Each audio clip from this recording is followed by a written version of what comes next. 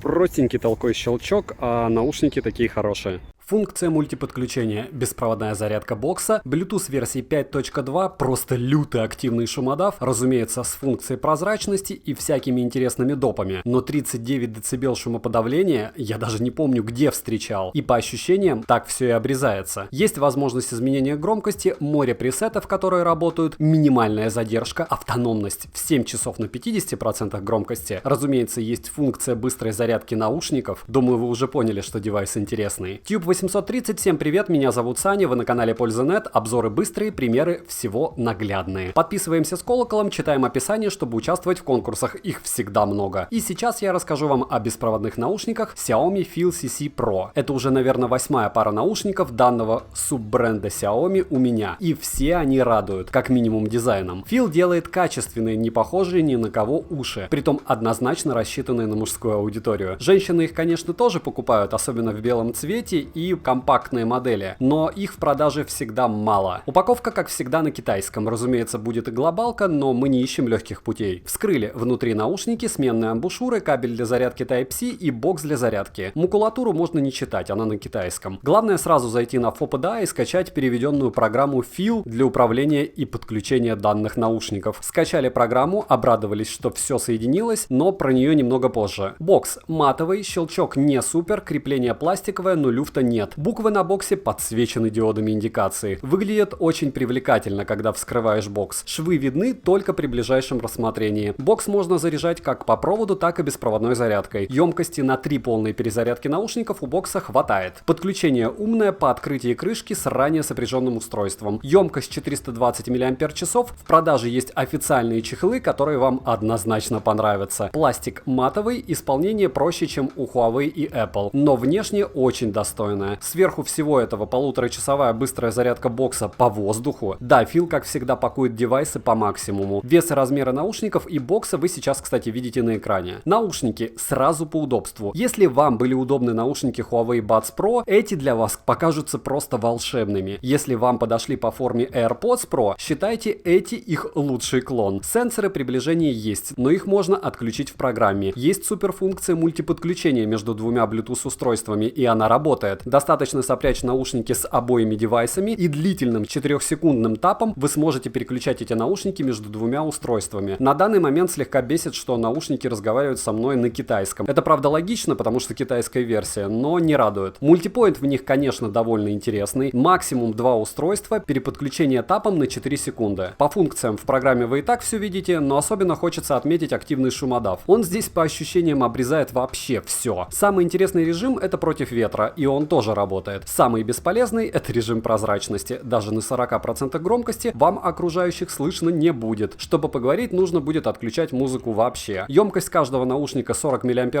При работе на 50% громкости с отключенным активным шумодавом у меня уши играли чуть больше 7 часов. И это сильно. Есть быстрая зарядка наушников, 5 минут в боксе дают час проигрывания музыки. Пресеты мне крайне понравились, жаль, нет пользовательского эквалайзера. Может, в перспективе появится или есть в китайской программе. Кстати, к китайской программе подключить данные наушники у меня не получилось. Полностью наушники в боксе заряжаются за 50 минут, с сенсоров наушники можно выключать. В наушниках Bluetooth версии 5.2 нет даже намека на микрофризы при работе и нет намека на отвалы. Через две стены наушники ловят свободно, кодеки поддерживаются AAC и SBC, переподключение между правым и левым происходит бесшовно. По одному наушники работают, вот вам пример задержки.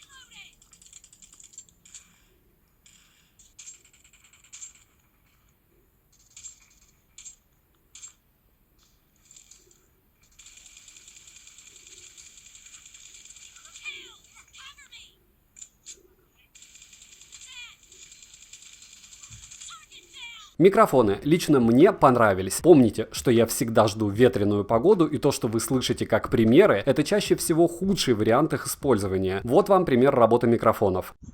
Пример работы микрофонов Phil CC Pro на улице. Мимо меня проезжает «Газель» и вообще довольно большое количество машин на скорости около 70 км в час. Довольно сильный ветер.